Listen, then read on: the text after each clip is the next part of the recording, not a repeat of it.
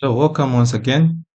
We pick it up from where we left it. We've looked at uh, employees, how to manage, how to enter existing employees. We've looked at how to manage documents for employees. We've looked at how to update employee profiles. We've also looked at how to manage leave requests. We also looked at attendance and time tracking. Now we can look at performance management. So you can manage the performance of your employees. From here, you can track the performance. You enter the the reviewer's name, the one who's reviewed, the score they were given, the comments, and then you can track. And as usual, you can export to Excel. You can have a report of a particular performance report, and you can add from here. So basically, this is on performance management. So you can do this for each employee. The other thing you can do is training and development, capacity building, and all that. So on training and development, you have it's a two-step. First, you add the training.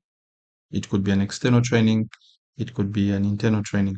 So you add the training from here, the start date, the end date, and the status of the training. And then the particular training will show up here. Okay.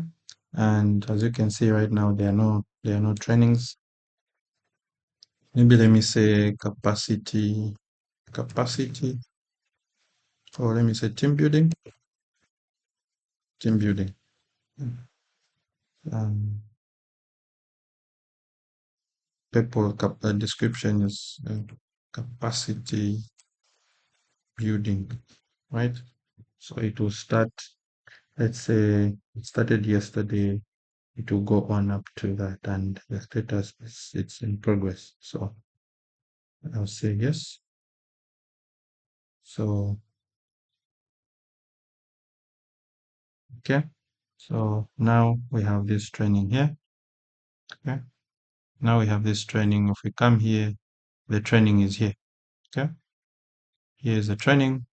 It's in status. It's in progress. So I can view the report here and export. Okay.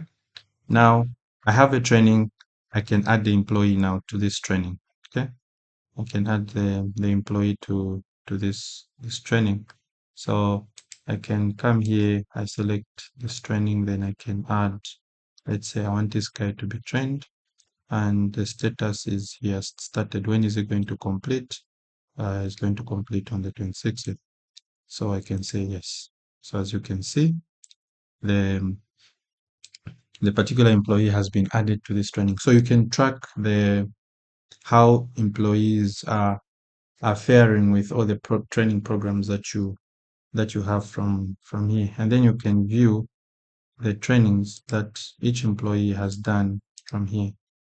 If you see, we added one, so you can now see this is the training that this one. So you can have as many trainings for each employee, and you can see their their their statuses. When you click here, we will be able to to track and follow their statuses. So this is how this uh, works. This is how this works. So you can manage uh, your training and development from this section. You can equally print out, export, all that. The other one, quickly move to is separation management. Okay. So under separation management here, you can track any disciplinary cases or records that you may have against any employee. So you can select, and then if there are any issues, you can actually see what those issues are, or have been, and how they were dealt with. So you can do that, and you can read through. If the explanation is quite long, you can just click there, and then you'll be able to view from here or you can also view from the report section. You can even print out this report. So you can track all the disciplinary cases from here, and then you can also manage the exit of employees from here. Maybe somebody has resigned, or you are letting go of someone. You can do it from here. Let's say Isaac has has resigned, so you can give a reason here, and once you've done that, to appear here, let's say Isaac, um, let's say resignation, and what's the reason? Um, let's say mutual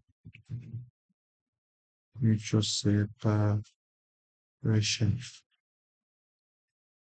Okay, so if I try to add, of course I can select the status. What is the status? So the status is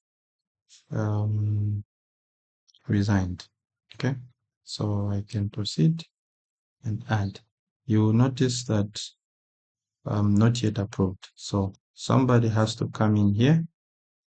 Somebody has to come in here and then approve the exit. So approve the exit. Are you sure you want to approve this employee's exit? Yes. So this one is no longer an employee and will not be considered. And the beautiful thing is, as small businesses, the same employees can come and go. So once the person comes back, you don't have to re-enter them as an employee again. All you have to do is you just come back to this section, because they'll always be here. On this list, they'll always be here. They'll always be on this list. And what you do is you just come here, and then you can rehire them.